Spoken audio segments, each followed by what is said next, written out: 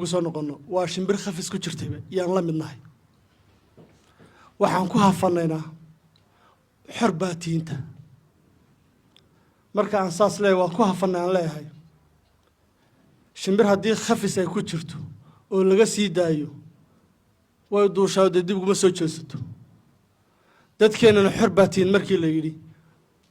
xorriyadayna hore haysan ay heleen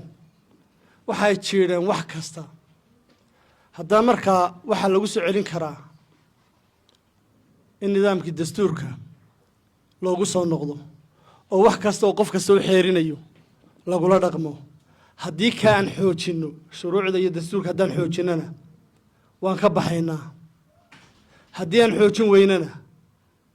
dhibkeennaa ku sii badanaya markaan leeyahay dhibkaa ku sii badanaya qofna ma oggola in wax laga sheego